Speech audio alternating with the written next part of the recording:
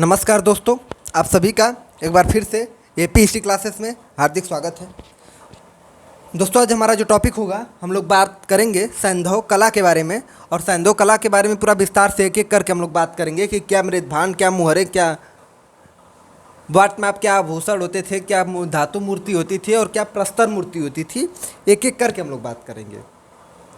देखिए, सैंधव कला जो है वो तो आर्ट एंड कल्चर का है, लेकिन हम लोग यहाँ पे पढ़ेंगे क्योंकि सैंधव सभ्यता जब हम लोग पढ़ें तो पूरा सैंधव सभ्यता को एक साथ पढ़ेंगे, ठीक।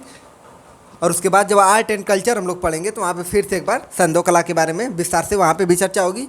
यहाँ पे हम लोग पहले विस्तार से कर लें और वहाँ पे थोड़ा सा बस रिकॉल कर लिया जाएगा, ठीक। तो आइए टॉपिक की तरफ चलते हैं। देखिए, सैंधव कला, हाँ, सैंधव कला में क्या क्या पढ़ना हम लोग को। तो एक प्रस्तर मूर्ति कि प्रस्तर मूर्तियाँ क्या होती हैं।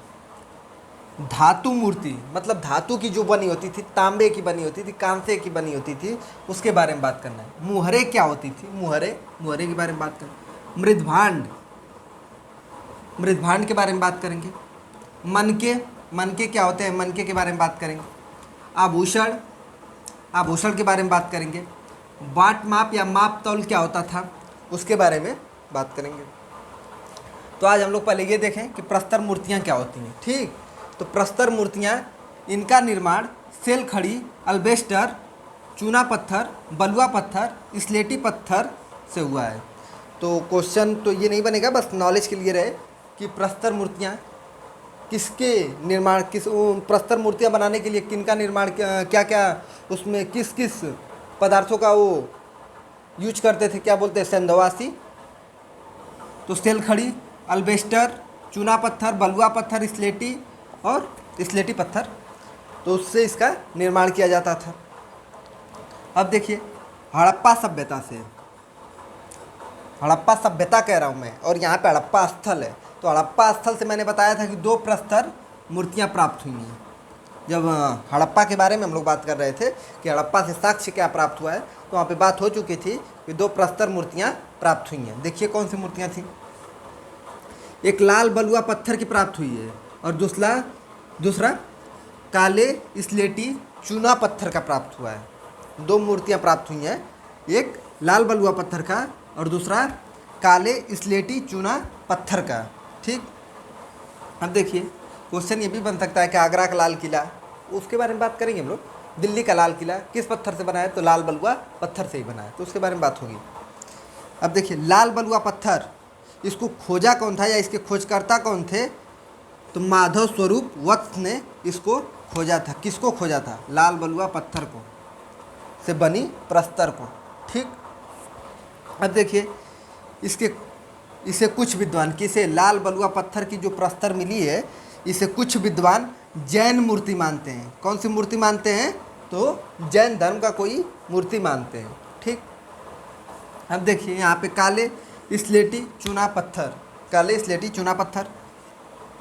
यहाँ से जो मूर्ति मिली है उसे बताया जाता है कि नृत्य की मुद्रा में है, मतलब डांस करती हुई है, नृत्य के मुद्रा में है। कौन खोजा है या इसका कोई और नाम क्या है, तो मार्शल ने इसे शिव नटराज का रूप माना है। जो काले स्लेटी चूना पत्थर की जो प्रस्तर मिली है, जिसे लोग कह रहे हैं कि नृत्य की मुद्रा में है, उसे ही का मार्शल ने शिव नटराज के रूप में माना है। तो ये क्वेश्चन बन सकता है IAS प्री में कि काले स्लेटी पत्थर की, चूना पत्थर की जो मूर्ति मिली है हड़प्पा से, जो नृत्य की मुद्रा में है या डांसिंग की मुद्रा में है, उसे मार्शल ने क्या कहा था, तो शिव नटराज का रूप माना है, ठीक। अब देखिए, वासुदेव शरण अग्रवाल उसी मूर्ति को, काली स्लेटी चूना पत्थर की जो मूर्ति है, उसे नर्तकी की मूर्ति मानते हैं। तो बात हुआ था ना नर्तकी की मूर्ति के बारे में, तो उसे कौन नर्तकी की मूर्ति मानता है, तो वासुदेव शरण अग्रवाल, ठीक। अब देखिए, इधर धातु की मूर्ति जो बनती थी, यहाँ से देखिए, ये प्रस्तर हो गया। अब धातु की मूर्ति देखिए, धातु की मूर्ति, इनका निर्माण, किनका निर्माण, धातु की मूर्ति, इनका निर्माण मुख्यतः तांबा और कांसे के बनते थे। सॉरी, ये इधर का है। धातु मूर्ति मुख्यतः तांबे और कांसे से बनते थे। ठीक, तो क्वेश्चन बनेगा धातु की मूर्ति किससे बनते थे? तो तांबे से बनते थे और क्या बोलते हैं, कांसे से बनते थे। ठीक, इधर देखिए, इनका निर्माण मधुचिष्ट विधि से होता था। तो पूछेगा क्वेश्चन ये कि धातु मूर्ति का निर्माण किस विधि से होता था? तो मधुचिष्ट विधि से होता था। ठीक, और ये मुख्यतः तांबे और कांसे से बनते थे। अब देखिए, मोहनजोदड़ो पहले से परिचित हैं आप, चनउदड़ो पहले से परिचित हैं आप, लोथल पहले से परिचित हैं, कालीबंगा पहले से परिचित हैं, दैमाबाद सबके बारे में पता है आपको। तो देखिए, जब यहाँ पे नाम आ रहा है ना, तो आपको रिकॉल करना है कि मोहनजोदड़ो की खोज कौन किया था, वहाँ से साक्ष्य क्या प्राप्त है, मोहनजोदड़ो किस नदी के तट पर है, कालीबंगा किस नदी के तट पर है, लोथल किस नदी के तट पर है, चनउदड़ो किस नदी के तट पर है, और ये सब वर्तमान में ये सब कहाँ हैं, किस स्थल में है। ठीक, तो उसके बारे में तुरंत आपको रिकॉल करना है। ठीक, तभी ये बनेगा क्वेश्चन। अब देखिए, ये जो पांचों स्थल है ना, यहाँ से कांसे की मूर्ति प्राप्त हुई है। कहाँ से? मोहनजोदड़ो से, चनउदड़ो से, लोथल से, कालीबंगा से और दैमाबाद से। जब मैं पहले की वीडियो बताया हूँ तो उसमें बताया हूँ कहाँ कहाँ से कांसे की मूर्ति मिली है। तो आप अपना नोट्स को देखिए और देखिए वहाँ पे मैं बताया हूँ कि नहीं। जब बताया हूँ तो उसको इसके साथ लिंक कर लीजिए कि मोहनजोदड़ो, चनउदड़ो, लोथल, कालीबंगा, दैमाबाद से क्या मिला है? कांसे की मूर्ति प्राप्त हुई है। ठीक, अब देखिए, दैमाबाद से क्या प्राप्त हुआ है? दैमाबाद ये भैंसा, हाथी, गैंडा की कांसे की मूर्ति प्राप्त हुई है। दैमाबाद से भैंसा, हाथी, गैंडा और कांसे की मूर्ति प्राप्त हुई है। अब इधर देखिए, मोहनजोदड़ो से भैंसे एवं भेड़ की कांसे की मूर्ति प्राप्त हुई है। यहाँ पे भैंसा, हाथी, गैंडा है और यहाँ पे भैंसा और भेड़ है। तो भैंसा तो मैच कर रहा है, लेकिन भेड़ यहाँ नहीं, यहाँ है, यहाँ नहीं है। यहाँ पे हाथी और गैंडा है। ठीक, अब देखिए, मोहनजोदड़ो से 2 कांसे की मूर्ति प्राप्त हुई है। यहाँ देखिए, हड़प्पा से 2 प्रस्तर की मूर्ति प्राप्त हुई है। तो क्वेश्चन बन सकता है कि मोहनजोदड़ो से 2 कांसे की मूर्ति प्राप्त हुई है और ऑप्शन में कहाँ से 2 कांसे की मूर्ति प्राप्त हुई है, तो उसमें लिख देगा हड़प्पा, लोथल, कालीबंगा और इनमें से कोई नहीं। तो आप आकर मार के आएंगे कि हड़प्पा, लगेगा कि हाँ एकदम सही है। ध्यान से पढ़िए क्वेश्चन को। मोहनजोदड़ो से 2 कांसे की मूर्ति प्राप्त हुई है और यहाँ पे हड़प्पा से 2 प्रस्तर मूर्तियाँ प्राप्त हुई हैं। तो यहाँ देखिए, मोहनजोदड़ो से क्या हुआ है? 2 कांसे की स्त्री, वो भी स्त्री की मूर्ति है, स्त्री की मूर्ति मिली है। इसमें किसमें? मोहनजोदड़ो से 2 मिली है, उसमें से एक, इसमें से सबसे महत्वपूर्ण एचआर क्षेत्र में हरियाणा के सॉरी मोहनजोदड़ो का एक क्षेत्र है जिसे एचआर नाम दिया गया है। तो एचआर क्षेत्र से प्राप्त नर्तकी की मूर्ति है। मतलब समझिए, यहाँ पे मोहनजोदड़ो से 2 कांसे की मूर्ति मिली है, उसमें से एक जो मूर्ति मिली है वो एचआर क्षेत्र से मिली है और वही सबसे महत्वपूर्ण है, जो नर्तकी की मूर्ति है। किसकी मूर्ति है? नर्तकी की मूर्ति है। और नर्तकी के बाएं हाथ में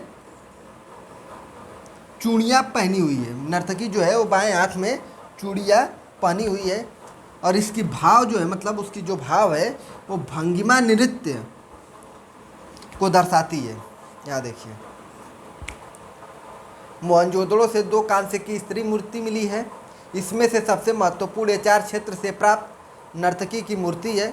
नर्तकी बाएं हाथ में कंधे तक चूड़ियाँ पहनी हुई है। यहाँ देखिए, कंधे तक चूड़ियाँ पहनी हुई है।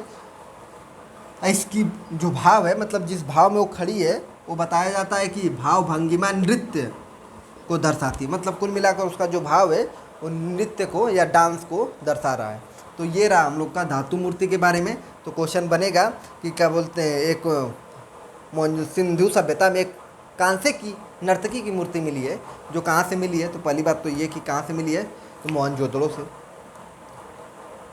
ठीक, कहाँ से मिली है? मोहनजोदड़ो की। साथ में उसके आईएएस मेंस में जब जाएंगे ऑप्शनल सब्जेक्ट में, तब ये क्वेश्चन पूछेगा कि उसके किस हाथ में चूड़ियाँ हैं।